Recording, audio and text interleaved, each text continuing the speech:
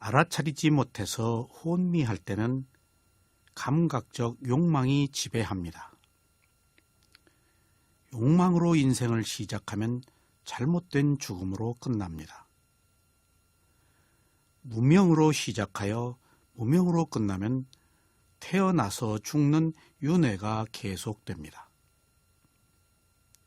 알아차려서 깨어있을 때는 지혜가 지배합니다.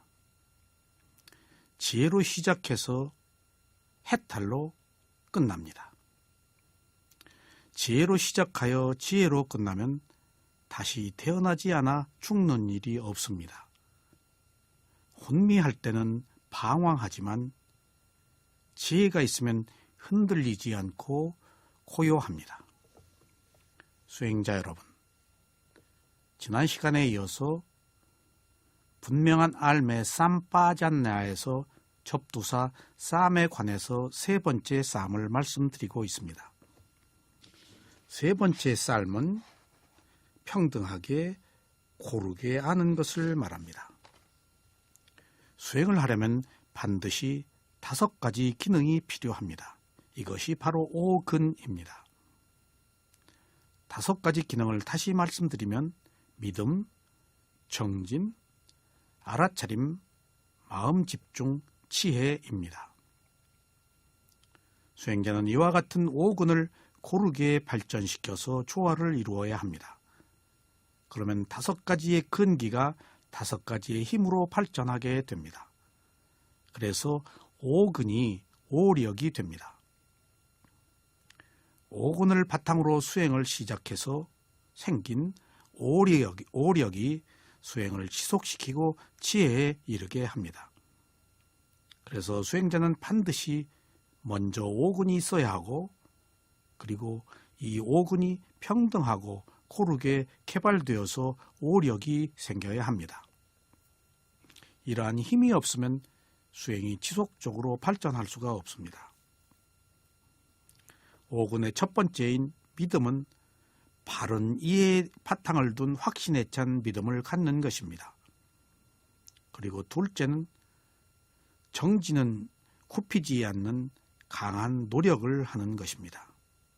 셋째, 알아차림은 정확하게 대상을 겨냥하고 그리고 그 알아차림을 지속하는 것을 말합니다.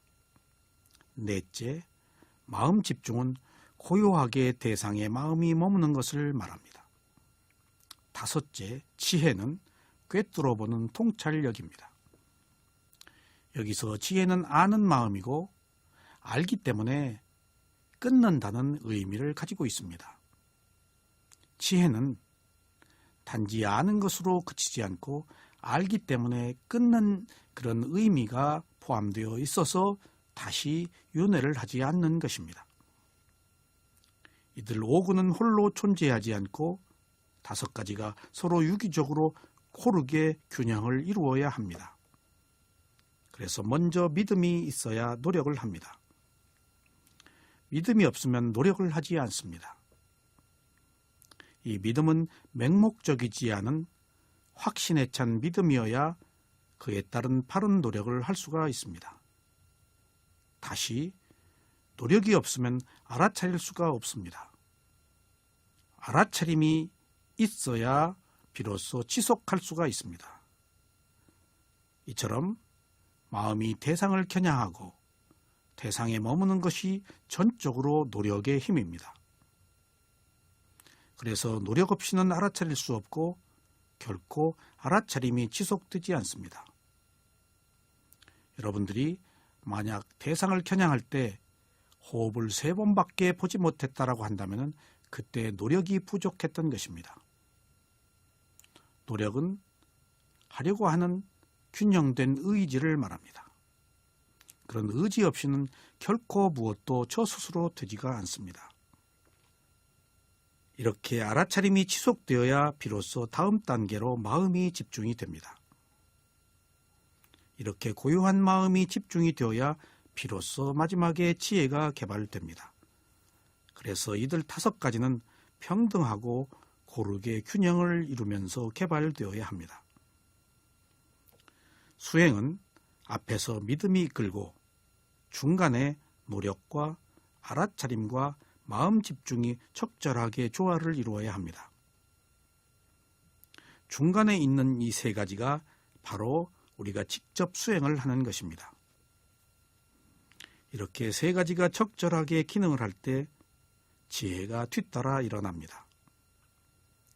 지혜가 개발되면 이제 이 지혜가 앞에서 믿음과 함께 노력과 알아차림과 마음 집중을 이끕니다. 그래서 우리가 지혜가 알아차림을 이끈다라고 말하는 것은 바로 믿음과 지혜가 있기 때문에 자연스럽게 의심하지 않고 들뜨지 않고 대상을 알아차릴 수 있다는 것을 말합니다. 이처럼 수행은 한 가지만 가지고 홀로 하는 것이 아닙니다. 정신과 물질의 여러 가지 기능이 각각의 역할을 충실히 해서 균형을 이루어야 바르게 수행을 하는 것입니다. 그래서 일반적으로 수행을 할 때 수행이 잘 안 된다라고 생각되면은 그때 지금 노력은 분명한가? 지금 알아차림은 분명한가? 지금 마음의 집중은 분명한가? 이 세 가지를 살펴보아야 합니다. 그러면 이 세 가지 중에 하나의 불균형으로 여러분들의 수행이 창해 속에서 벗어나지를 못할 것입니다. 수행자 여러분, 이처럼 분명한 알미란 정확하게 보고 모든 것을 전체로서 보고 모든 정신적 기능들을 고르게 사용해서 본다는 뜻입니다. 5가지 정신적 기능을 균형 있게 착용할 때만이 지혜의 높은 개발이 있을 것입니다. 분명한 알을 지닌다는 것은 수행자가 대상을 겨냥해서 지켜보고 그것에 대하여 면밀한 주의를 기울이고 그리고 그것을 철저하고 정확하게 그리고 모든 정신적 기능들의 균형을 이루면서 보려고 노력한다는 뜻입니다. 주석서에서는 3가지 종류의 분명한 알을 말했습니다. 첫째는 무슨 이익이 있는가에 대한 분명한 암입니다. 그리고 2번째는 무엇이 적절한가에 대한 분명한 암입니다. 그리고 3번째는 수행자의 영역에 대한 분명한 암입니다. 그리고 4번째는 어리석지 않음에 대한 분명한 암입니다. 수행자는 몸의 작은 움직임 하나하나를 4가지 종류의 분명한 알을 염두에 두고 이해하면서 알아차려야 합니다. 앞서 밝힌 4가지의 분명한 알은 분명한 알미란 무엇인가에 대해서 개념적으로 정리를 한 것이었습니다. 그러나 지금부터 말씀드리는 분명한 알은 과연 수행자가 어떻게 수행을 할 것인가에 대한 구체적인 것을 말씀드리는 것입니다. 분명한 알의 첫 번째는 유용성에 대한 분명한 암입니다. 무슨 이익이 있는가에 대한 분명한 알을 하는 것은 어떤 것을 하기 전에 그것을 하는 것이 유익할 것인가, 그렇지 않은가를 생각하는 것입니다. 그것이 유익하다는 것을 알면 수행자는 그것을 할 것입니다. 그것이 유익하지 않다는 것을 알면 수행자는 그것을 하는 것을 피할 것입니다. 우리가 이익을 배척해서는 안 됩니다. 과연 무엇이 이익인지를 아는 것이 가장 진실한 것입니다. 수행자라고 해서 자신의 이익을 포기하고 손해만 보아야 하는 것이 결코 아닙니다. 오히려 적극적으로 바른 이익을 추구해야 합니다. 여기서 말하는 이익은 물질적인 이익을 말하는 것만은 아닙니다. 지혜를 개발하는 정신적 이익을 말합니다. 예를 들면 수행자가 수행을 하기에 좋은 장소나 명상원에 가는 것은 유익한 행동입니다. 수행자가 이런 장소에 가서 수행을 하면 선업의 공덕을 쌓는 것으로 적극적인 정신 상태를 기르는 것입니다. 이런 것들은 하면 할수록 좋고 유익한 것들입니다. 이런 것은 아무리 많아도 부족합니다. 법에 관한 이야기를 하는 것도 유익한 것입니다. 이것이 무슨 이익이 있는가에 대한 첫 번째 분명한 암입니다. 수행자 여러분, 어떤 행위가 유익하다고 알았을 때라도 수행자는 바로 그것을 하지 말아야 합니다. 다음에 생각할 것은 그것이 적절한가 그렇지 않은가를 알아야 합니다.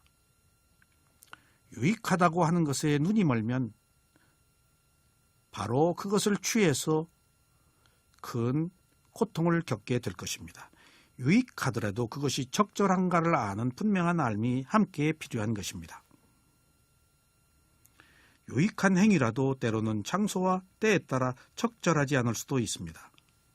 예를 들면 수행하기에 좋은 곳에 가는 것이 유익하나 먼 구역에서 많은 사람들이 참가하는 축제가 있을 때는 그것이 수행자에게는 유익하지 않습니다. 그때 수행자는 그런 곳에 가지 말아야 합니다. 그곳에 가면 많은 사람들과 많은 사물을 볼 것이고 수행자는 들뜨고 산만해질 것입니다. 그러면 그것 자체가 수행에 방해를 줄 것입니다.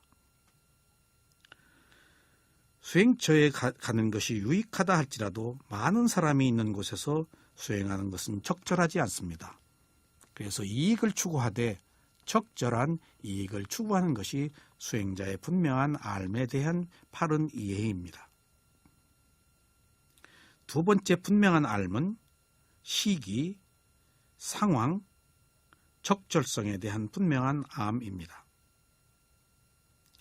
법에 관한 이야기를 하는 것은 예를 들면 듣는 사람뿐만 아니라 이야기하는 사람에게도 유익합니다.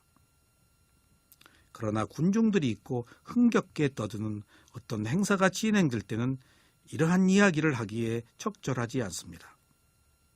또한 스님이 여인이 호젓한 곳에서 여자와 함께 있을 때 설법하는 것은 적절하지 않습니다.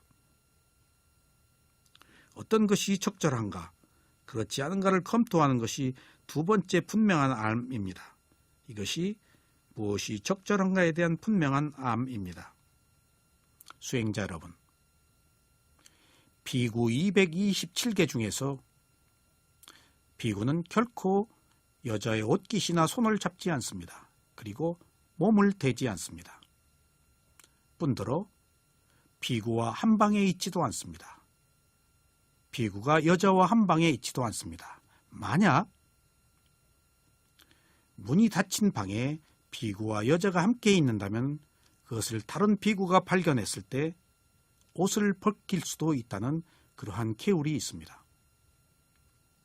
그래서 특별한 경우에 비구가 혼자 있는 방을 들어갈 때에는 여자가 다른 사람을 통행하거나 아니면 문을 열어둔 채로 들어가는 경우를 저는 많이 보았습니다. 수행자 여러분, 모든 일에는 알맞은 때가 있습니다. 시간이 우리를 기다리지 않습니다. 시간은 흘러가 버리면 다시 오지 않습니다. 그러므로 항상 지금 현재라는 시기와 자신에게 알맞는 상황을 파악해야 됩니다.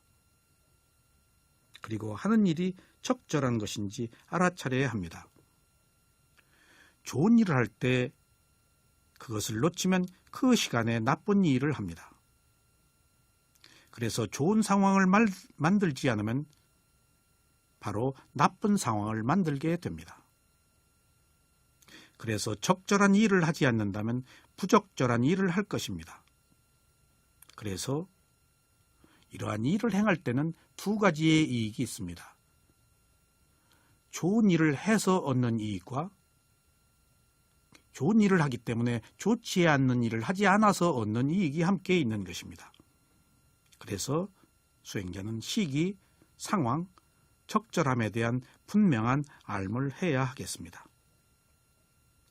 세 번째 분명한 알은 대상의 선택, 영역에 대한 분명한 암입니다. 이것은 수행자의 영역이란 분명한 알입니다. 수행자의 영역이란 호젓한 데에서 수행을 한다는 뜻입니다. 사람이 자신의 영역 또는 자신의 영토에 머무르면 그에게 어떤 해악도 닥치지 않는다고 합니다.